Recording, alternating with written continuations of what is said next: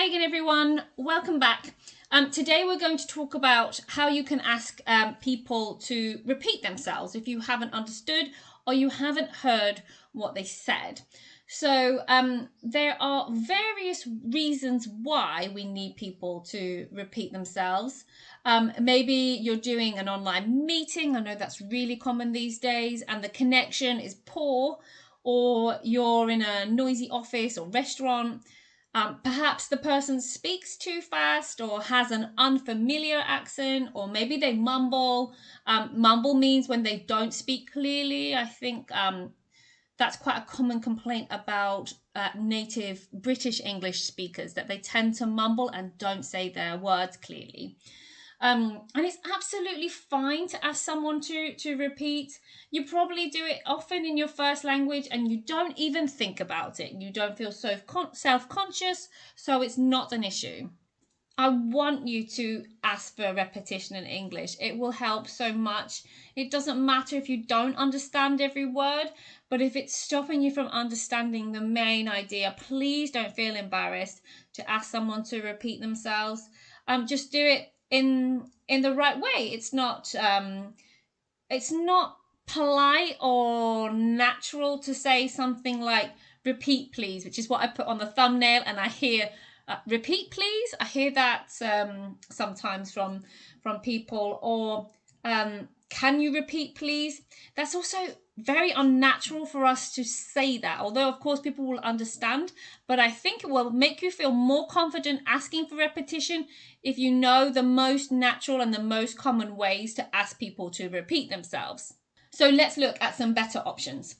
Now, it's not actually on my list because it seemed a little bit simple, but one of the most common ways that native speakers show that they haven't understood is by saying, sorry. Did you hear the rising intonation there? Sorry.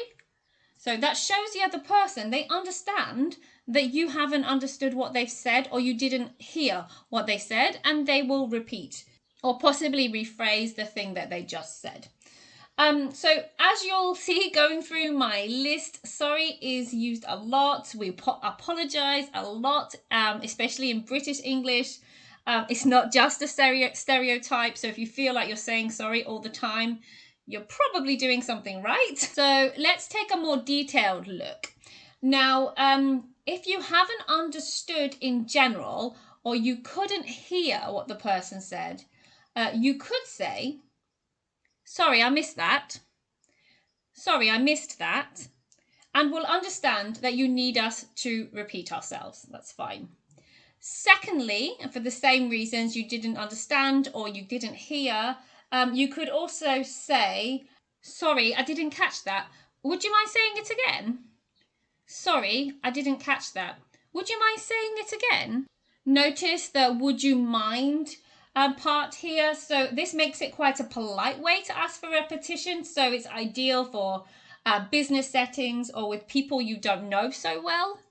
Now, if you're completely lost and you don't understand what's going on, you could say, I'm sorry, I'm not following you.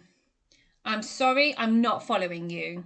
Hopefully, in that case, the person will understand that you really haven't understood what's happening, and they'll either repeat what they've said or probably even explain it in a different way so that it's clearer for you.